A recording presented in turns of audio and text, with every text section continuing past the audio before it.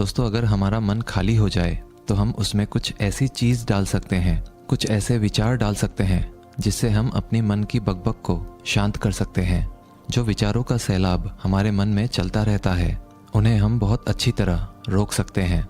और दोस्तों, अगर एक बार मन की बकबक रुक जाए तो फिर हम मन से जो चाहे वो करवा सकते हैं। इसीलिए अगर आप मन की बकबक को शांत करवाना चाहते हो तो इस कहानी को आखिर तक जरूर सुनिएगा। एक नगर की बात है। उस नगर में एक नौजवान युवक रहता था। उसका नाम विकास था। उसे एक समस्या थी और उसकी समस्या यह थी कि उसका मन हर समय भटकते रहता था। उसके मन में हर समय कोई ना कोई नकारात्मक विचार चलते रहते थे। उसके मन की बकबक कभी शांत नहीं होती थी। वो जब भी कुछ सोचकर करता तो कुछ अलग ही कर देता। कभी वो अपने अतीत के बारे में सोचकर पछताता था कि काश मैंने उस काम को, उस समय को कुछ ऐसा कर दिया होता, उस काम को वैसा कर दिया होता। या फिर वो अपने भविष्य के बारे में सोचता रहता और डरता रहता कि कहीं भविष्य में ऐसा हो गया तो क्या होगा, कहीं मैं असफल हो गया तो क्या होगा, अगर मुझसे कोई गलती हो गई तो लोग मेरा मजाक उड़ाना शुरू कर देंगे। और ऐसे ही कई सारे नकारात्मक और असफलता से भरे विचार उसके मन में आते रहते थे। विकास हमेशा ही अपने विचारों में खोया रहता। वह अपने विचारों से मुक्ति पाना चाहता था। विकास चाहता था कि उसके मन में कोई भी फालतू विचार कभी भी ना आए, लेकिन हर समय विचारों का सैलाब उसके मन में उठता ही रहता। इसीलिए जीवन में वो बहुत परेशान हो गया था। फिर एक दिन उसे किसी ने बताया कि यहाँ पास के ही जंगल में एक बौद्ध भिक्षु रहते हैं। उसके पास जाओ, वो तुम्हारी मानसिक समस्या का समाधान अवश्य कर देंगे। ये सुनकर विकास तुरंत ही बौद्ध भिक्षु के पास चला जाता है और अपनी सारी समस्या उन्हें बताता है।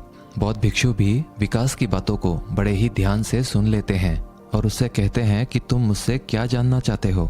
ये सुनकर विकास कहता है, हे गुरुदेव, मैं अपने मन को शांत व खाली करना चाहता हूँ। मैं आपसे ये जानना चाहता हूँ कि मन को खाली व शांत कैसे करते हैं। मेरा मन हर वक्त विचारों से भरा रहता है। मेरा ध्यान एक जगह लग ही नहीं पाता है, जिसके कारण मेरे हर काम में समस्या आ जाती है। मैं एक चीज करता हूँ तो नकारात्मक विचारों के कारण दूसरी चीज पर पहुंच जाता हूँ। मेरा मन एक जगह ठहरता ही नहीं है और यूं ही हर दिन मेरे मन में हजारों विचार चलते रहते हैं। और ये कब होता है, क्यों होता है, मुझे कुछ पता नहीं चलता। बहुत देर बाद मुझे एहसास होता है कि मैं क्या करने बैठा था और मैं क्या कर रहा हूँ। गुरुदेव, मैं अपने मन को विचारों से खाली कर देना चाहता हूँ। मैं चाहता हूँ कि मेरे मन में एक भी विचार ना आए। जब मैं चाहूँ तभी मेरे मन में विचार आए। फिर बौद्ध भिक्षु ने कहा, किसी समस्या का समाधान तभी निकाला जाता है जब हम उस समस्या की जड़ तक पहुँच जाते हैं, समस्या को ठीक से समझते हैं और जानते हैं। आगे बौद्ध भिक्षु कहते हैं, जिस मन को तुम खाली करना चाहते हो, क्या तुमने उस मन को कभी भी थोड़ा बहुत भी समझा है, जाना है? ये सुनकर विकास ने कहा कि महाराज, मैंने अपने मन को जानने की बहुत कोशिश की है, लेकिन मैं जितना इसके बारे में जानता हूँ, मेरा मन उतना ही रहस्यमय हो जाता है। फिर बौद्ध भिक्षु ने उस युवक को एक घड़ा देते हुए कहा कि जाओ, इस घड़े में छोटे छोटे पत्थर भरकर लेकर आओ। फिर वो युवक वहाँ से गया और छोटे छोटे पत्थर भरकर लेकर आया और उस घड़े को बौद्ध भिक्षु के पास रख दिया। फिर बौद्ध भिक्षु ने उस युवक से कहा कि इस घड़े को तुम अपना मन समझो और इस घड़े में भरे पत्थरों को अपने विचार समझो। अब इस घड़े में और पत्थर डालो। उस युवक ने घड़े में और पत्थर डालना शुरू किया। क्योंकि घड़ा पहले से भरा हुआ था, एक दो पत्थर डालने के बाद बाकी सारे पत्थर नीचे गिरने लगे। फिर बौद्ध भिक्षु ने उस युवक से कहा, रुको जरा, ध्यान से देखो। अब घड़े में पत्थर नहीं आ रहे हैं, बल्कि पत्थर नीचे गिर रहे हैं। क्योंकि ये एक घड़ा है, जो इसमें आ सकता था वो आ गया। अब इसमें और पत्थर नहीं आएंगे। अगर दूसरे पत्थर डालने हैं तो पहले वाले पत्थरों को निकालना होगा। ये सुनकर उस युवक ने कहा, गुरुदेव, मैं आपकी बात समझ गया हूँ कि आप मुझे क्या बताना चाहते हैं। हमें अपने मन को विचारों से ही खाली कर देना चाहिए। विकास की ये बात सुनकर बौद्ध भिक्षु मुस्कुराने लगे और कहा, पहले मेरी पूरी बात तो सुन लो, उसके बाद मन को खाली कर लेना। फिर बौद्ध भिक्षु ने उस युवक को कहा कि हमारा मन एक घड़े के बिल्कुल उल्टा है। क्योंकि घड़े को तुम पत्थरों से भर सकते हो, लेकिन मन को विचारों से नहीं भर पाओगे, क्योंकि मन तो हमेशा खाली रहता है। ये सुनकर उस युवक ने कहा, गुरुदेव, मुझे आपकी बातें कुछ समझ नहीं आ रही है। मन अगर खाली रहता है तो फिर हम उसे खाली करना क्यों चाहते हैं? फिर मन को खाली करने की क्या ही आवश्यकता है?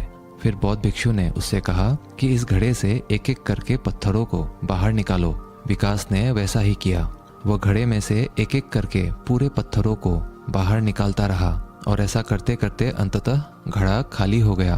फिर बौद्ध भिक्षु ने उस युवक से कहा, देखा तुमने, जब एक एक करके तुमने पत्थरों को बाहर निकाला तो ये घड़ा खाली हो गया। अब तुम इस घड़े में कोई भी पत्थर डाल सकते हो, दूसरे पत्थर डाल सकते हो या फिर उन्हीं पत्थरों को दोबारा डाल सकते हो। आधा भर सकते हो या फिर पूरा भी भर सकते हो। फिर वह युवक कहता है, गुरुदेव, मैं भी तो यही कह रहा हूँ कि मुझे अपने मन को खाली करना है। ये तो एक पत्थर है, इसे आसानी से निकाला जा सकता है और घड़े को खाली किया जा सकता है, लेकिन गुरुदेव, मैं अपने मन को खाली कैसे करूं? फिर बौद्ध भिक्षु ने कहा, इस घड़े में एक पत्थर डालो और 2 पत्थर निकालो। ये सुनकर उस युवक ने कहा, गुरुदेव, ये कैसे हो सकता है? जब इस घड़े में एक पत्थर होगा तो एक ही पत्थर निकलेगा, 2 कैसे निकलेंगे? फिर बौद्ध भिक्षु ने उससे कहा, ऐसा नहीं हो सकता है तो ऐसा ही करो कि इस घड़े में 2 पत्थर डालो और 4 निकालो। विकास ने कहा, महाराज, ऐसा कैसे हो सकता है? ये कोई चमत्कारिक घड़ा तो है नहीं कि 1 डालो तो 2 निकल आएंगे, 2 डालो तो 4 निकल आएंगे। यह सुनकर बौद्ध भिक्षु ने कहा, यह घड़ा तो चमत्कारिक नहीं है, लेकिन तुम्हारा मन तो चमत्कारिक है। उसमें से अगर तुम एक विचार बाहर निकालते हो तो उसके साथ 2 विचार आते हैं, और जब तुम उन 2 विचारों को पकड़ते हो तो उसके साथ 4 विचार निकलते हैं, और फिर ऐसा करते करते विचारों की एक लंबी श्रृंखला बन जाती है, और फिर तुम कहीं नहीं रुकते, एक के बाद एक विचारों को पकड़ते जाते हो। यह मिट्टी का घड़ा तो पत्थरों से भर जाएगा, लेकिन तुम्हारा मन कभी नहीं भरता, वो हमेशा खाली है, लेकिन वह खाली नहीं करता। ये इस मन की माया है कि सब कुछ है लेकिन फिर भी कुछ नहीं। फिर उस युवक ने कहा, गुरुदेव, मैं आपकी बात समझ रहा हूँ, लेकिन क्या मैं हमेशा अपने विचारों के जाल में ही फंसा रहूँगा? क्या मन के इस मायाजाल से निकलने का कोई रास्ता नहीं है? फिर बौद्ध भिक्षु ने कहा, इस मिट्टी के घड़े में आधे पत्थर भर दो। फिर उस युवक ने ऐसा ही किया। फिर बौद्ध भिक्षु ने कहा, अब इन पत्थरों में से कोई एक पत्थर चुनो और उस पत्थर की एक छोटी सी मूर्ति बनाकर मुझे दे दो। मैं जानता हूँ कि तुम एक अच्छे कलाकार हो। विकास ने एक पत्थर निकाला और उस पत्थर को बौद्ध भिक्षु के सामने ही तराशने लगा। पत्थर को तराशते वक्त उसे लगा कि ये पत्थर अच्छा नहीं है। फिर उसने दूसरा पत्थर घड़े से निकाला, लेकिन उसे वो पत्थर भी पसंद नहीं आया। फिर उसने तीसरा पत्थर निकाला, लेकिन वो तीसरा पत्थर भी उसे पसंद नहीं आया, उसका रंग अच्छा नहीं था। ऐसा करते करते उस युवक ने सारे ही पत्थरों को बाहर निकाल दिया। उस युवक को ऐसा करते हुए बौद्ध भिक्षु बड़े ही ध्यान से देख रहे थे। फिर बौद्ध भिक्षु ने उससे कहा कि जो तुमने सबसे पहले पत्थर निकाला था, उस पत्थर को ये समझकर तराशो कि इसके बाद तुम्हारे पास कोई और पत्थर नहीं है और ये एक ही पत्थर तुम्हारे पास है। फिर उस युवक ने जैसा गुरुदेव ने कहा उसी एक पत्थर को लेकर तराशना शुरू किया और उसने उस पत्थर से एक बहुत ही सुंदर मूर्ति बनाई और बौद्ध भिक्षु को भेंट की।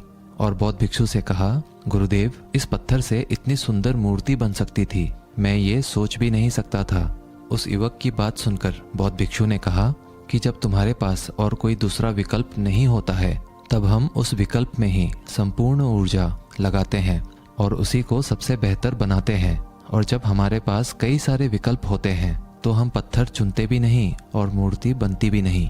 हमारा मन भी एक विचार के पीछे हजारों विकल्प खोल के रख देता है और एक मुख्य विचार को छोड़कर उन हजारों फालतू के विचारों में उलझकर हम रह जाते हैं। फिर उस युवक ने कहा, गुरुदेव, मैं आपकी बातों को बहुत अच्छे से समझ गया हूँ, लेकिन अब मुझे क्या करना चाहिए? कृपया आप मेरा मार्गदर्शन करें। बौद्ध भिक्षु ने उस युवक से कहा कि मन को खाली करना, साफ करना 1-2 दिन का काम नहीं है, ये बहुत लंबी प्रक्रिया है, तो क्या तुम इसके लिए तैयार हो? वह युवक कहता है, जी गुरुदेव, तैयार हूँ, चाहे कितनी भी लंबी प्रक्रिया क्यों ना हो। फिर बौद्ध भिक्षु ने उस युवक से कहा कि मन को खाली व नकारात्मक विचारों से दूर रखने के 6 तरीके हैं। आओ उन्हें एक एक करके समझते हैं। पहला तरीका है कि ऐसे लोगों का साथ छोड़ दो जो तुम्हें कमजोर, पिछड़ा हुआ, लक्ष्यहीन महसूस कराए। अक्सर हमारे आसपास ऐसे लोग होते ही हैं जो हमसे पद और धन में ऊपर होते हैं, और इसी पद और धन के घमंड में वो अपने नीचे से लोगों को कुछ भी नहीं समझते। इसीलिए ऐसे लोगों के पास रहना ही नहीं चाहिए।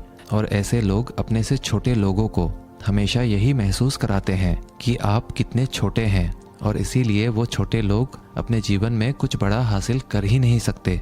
इसके अलावा कई बार हमारे मित्र और घर परिवार के सदस्य भी ऐसे होते हैं जो अक्सर हमें छोटा महसूस कराते हैं, हमें नीचा दिखाने की कोशिश करते हैं, लोगों के सामने हमारा मजाक बनाते हैं। तो ऐसे लोगों से जितना दूर हो सके उतना दूर रहो। ये लोग ऐसे होते हैं कि तुम्हारी नज़रों से तुम्हारी गरिमा को दूर करके तुम्हें लक्ष्यहीन बनाते हैं, और फिर तुम्हें खुद की काबिलियत पर शक होना शुरू हो जाता है। तुम्हारे अंदर खुद के प्रति नकारात्मक भावनाएं आ जाती है, और ये नकारात्मक विचार तुम्हें मानसिक तनाव और चिंता की ओर ले जाते हैं। फिर बौद्ध भिक्षु दूसरा तरीका बताते हुए कहते हैं कि तुम बहुत ही कम और चुनिंदा लोगों को ही अपना मित्र बनाओ। ऐसे लोगों को ही अपना मित्र बनाओ जिससे तुम कुछ सीख सकते हो, जिनकी तुम इज्जत कर सकते हो, जो तुम्हारी भावनाओं को समझ सके, जिनकी सोच तुमसे मेल खाती हो, जो जीवन में तुम्हें आगे बढ़ने में सहायता करे। हमारे जीवन और चरित्र में हमारे माँ बाप के बाद हमारे मित्रों का ही सबसे ज़्यादा योगदान होता है। इसीलिए मित्रों का सही होना भी बहुत आवश्यक है। ऐसा कहा भी जाता है, तुम उन 5 लोगों का प्रतिबिंब हो जिनके साथ तुम सबसे ज़्यादा वक्त बिताते हो। अगर तुम्हारे आसपास के 5 लोग जिनके साथ तुम सबसे ज़्यादा वक्त बिताते हो वे ईमानदार हैं, तो तुम भी धीरे धीरे ईमानदार होना शुरू कर दोगे। और अगर वो 5 लोग अमीर हैं तो तुम भी धीरे धीरे अमीर बनना शुरू कर दोगे। कहने का अर्थात यही है कि तुम वैसा ही बन जाते हो जिस तरह के लोगों के साथ तुम अपना समय व्यतीत करते हो। किसी महान दार्शनिक ने कहा था कि तुम मुझे किसी भी इंसान के मित्रों से मिलवा दो, मैं उसके मित्रों को देखकर उस इंसान का भविष्य बता दूंगा। हमारी सबसे बड़ी समस्या ये है कि हम लोगों को ना नहीं बोल पाते हैं। जिन लोगों के साथ हम रहना पसंद भी नहीं करते हैं, ना चाहते हुए भी हमें उन नकारात्मक लोगों के साथ वक्त बिताना पड़ता है। इसीलिए सबसे पहले हमें अपने ज़िंदगी में उन लोगों को ना कहना आना पड़ेगा जिनके साथ रहकर हमें लगता है कि ये हमारी ज़िंदगी खराब कर रहे हैं। अगर ये हमारे ज़िंदगी में ना हो तो शायद हम ज़्यादा खुश रहेंगे। बौद्ध भिक्षु आगे कहते हैं, तीसरा तरीका है कि तुम कभी भी अपना अतीत नहीं बदल सकते, लेकिन तुम अपना भविष्य अवश्य बदल सकते हो। इसीलिए तुम्हें पूरी तरह से वर्तमान में रहते हुए उन चीज़ों पर, उन कामों पर ध्यान दो जो तुम्हारे नियंत्रण में है, जिन्हें तुम आज कर सकते हो, अभी कर सकते हो। बौद्ध भिक्षु कहते हैं, मेरी एक बात हमेशा याद रखना, केवल वर्तमान में रहकर भविष्य को संवारा जा सकता है, अतीत में रहकर नहीं। इसीलिए वर्तमान में जीने की आदत डालो। चौथा तरीका है कि तुम स्वस्थ और पौष्टिक खाना खाओ।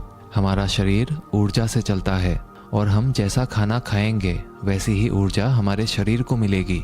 अगर हमारा शरीर स्वस्थ नहीं रहेगा तो हमारा मन स्वस्थ कैसे रहेगा?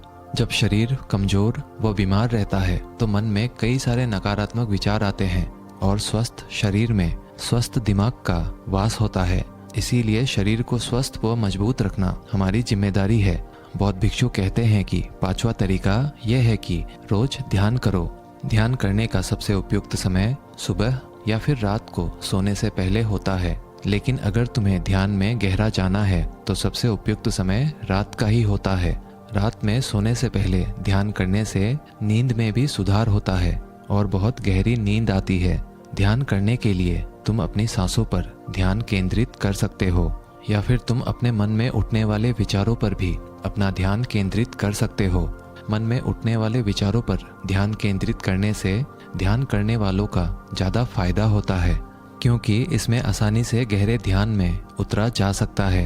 अगर तुम ध्यान नहीं कर सकते हो तो रोज खुद के साथ अकेले में वक्त बिताओ, खुद के व्यवहार को समझो, देखने की कोशिश करो कि मन में किस तरह के विचार उठ रहे हैं और क्यों उठ रहे हैं। बौद्ध भिक्षु आगे बताते हुए कहते हैं, छठा तरीका है कि तुम नए नए जगह घूमने जा सकते हो, क्योंकि एक पुरानी कहावत है कि एक लंबी यात्रा आपको 100 किताबों के बराबर ज्ञान देती है। गौतम बुद्ध अपने जीवन काल में 9 महीने लगातार घूम रहे थे। उनके भ्रमण करने का यही कारण था कि नए नए जगह जाने से ज्ञान की प्राप्ति के साथ साथ मन को एक नयापन भी प्राप्त होता है। नई जगह घूमने जाने पर हमारा मन उत्साहित रहता है। फिर बौद्ध भिक्षु कहते हैं, मन के जाल में कभी मत फंसो। मन को खाली करने की कोशिश मत करो। जीवन में ध्यान करना सीखो। अपने ध्यान को केंद्रित करो। अपने ध्यान में एकाग्रता लाओ और जीवन में जो कर रहे हो उसे पूरी मेहनत के साथ अंतिम समझकर करो। उस काम को ऐसे करो कि उसके बाद तुम्हें और कुछ नहीं करना है। और जब फिर दूसरे विचार पर कार्य करो तो बस उसी पर कार्य करो, किसी तीसरे विचार पर नहीं। मन के मायाजाल से निकलना इतना आसान नहीं, लेकिन ध्यान करने से सब कुछ पाया जा सकता है। दोस्तों, आशा करते हैं आज के इस कहानी से आपने ज़रूर कुछ ना कुछ मूल्यवान सीखा होगा। कहानी अच्छी लगी हो तो वीडियो को एक लाइक और चैनल को सब्सक्राइब ज़रूर कर दीजिएगा। मिलते हैं अगले वीडियो में, तब तक के लिए धन्यवाद।